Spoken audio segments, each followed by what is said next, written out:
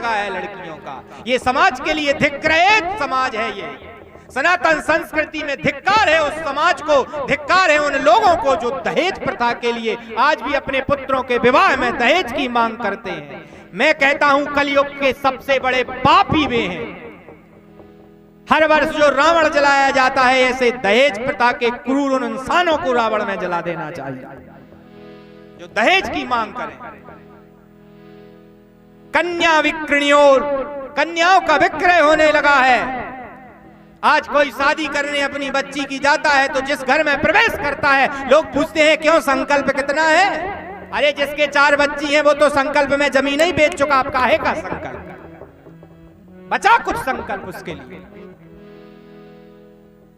माँ बाप क्या नहीं अपनी पुत्री को देते? अरे जो गरीब है क्या उसकी पुत्री का विवाह नहीं होगा? ये संसार इतना क्रूर होता चला जा रहा है। इसीलिए मैं तो भगवान से कहता हूं जिसको पुत्री दे उसे धन दे, अन्यथा पुत्री ना दे। मेरे भगवान गरीबी किसी को ना दे, मौत दे दे मगर बदनसीबी ना दे।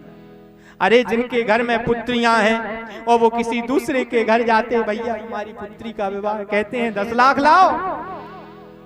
कहां से लाए? जमीन बेच, बेचारे कईयों ने जमीन बेच दी, कई पुत्रियों के विवाह में कर्जदार हो गए और उस कर्ज में आज भी डूबे हैं, वही चुका नहीं पाते। और इन क्रूर दहेज के लोभियों को दया नहीं आती उस माँ बाप पर, उस पुत्री को सताते हैं और दहेज ला। वो माँ बाप बेचारे अपने घर में अपनी पाई पाई खेती का जोड़ते हैं, अपनी पुत्री को दान में दे देते कि बेटी आई है घर पर, हम इसे दे दें, कुछ खुद नहीं खाएंगे। लेकिन जब उसकी विदाई होगी तो भले उस घर में 300 रुपए कमाता है वो एक दिन में मजदूरी के, 200 रुपए की साड़ी जरूर ला के अपनी बेटी को देगा। हमारी बेटी की विदाई हो रही है तो कहीं ये ना कह दे कोई कि इनके पिताजी ने कुछ नहीं दिया। वो बेचारी अपने घर से उस साड़ी को भी सोना समझकर लेके जाती है, उसके लिए वो सोना है। और इन समाज के दुश्मनों को लज्जा नहीं आती। कई घरों में तो उनके ससुराल पक्ष के जो माता पिता हैं, सास ससुर हैं, कहते हैं ये साड़ी लाई है, ऐसी साड़ी मेरे घर की नौकरानी पहनती।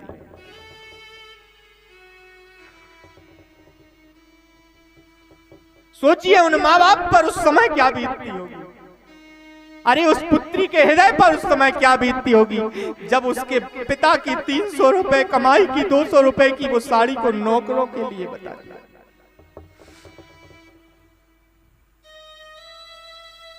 धन्य है वो पुत्री, फिर भी इस विषय, इस विदीर्ण दुख को सहती है, हंसकर के उसी परिवार में रहती है, उसी का कल्याण। तभी तो मानस कहती है पुत्री पवित्र किए कुल दो। अरे भाग्यशाली हैं जिनके घर में कन्याएं जन्म लेती, क्योंकि वो 30 वर्ष की आयु तक इस घर को पवित्र करती है और 50 साल दूसरे घर को पवित्र करने चली जाती है। याद रखना जो दहेज की मांग करते हैं, ऐसे धूर्त, ऐसे मूर्ख, ऐसे दुराचारियों को अपनी बच्चियां कभी ना दें। ये कभी उनका सम्मान नहीं कर सकते। ये धन के लोभी लोग हैं। किसी गरीब के घर में पुत्री ब्याह देना, लेकिन दहेज के लोभी करोड़पति क्यों ना हो, ऐसों के घर कभी विवाह नहीं करना चाहिए।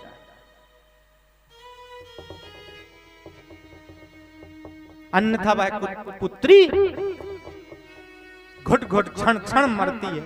बेचारी ना घर पे कह पाती अपने पिता से और ससुराल में तो कहे किससे। पति को सुनाती है तो उसे ये लगता है मेरे तो माँ बाप हैं।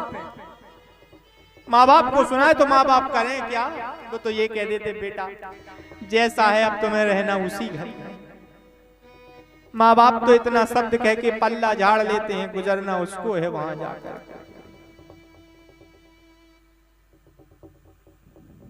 याद रखना आपके भी कभी कोई पुत्र होगा, उसके विवाह में दहेज नहीं मांगना। संकल्प लो, जितने लोग यहाँ बैठे हाथ उठा के अपने पुत्रों के विवाह में संकल्प नहीं लेंगे, और अगर लेंगे तो वो दुराचारी दुरात्मा रावण से भी निकृष्ट हैं, कंस से भी बुरे हैं।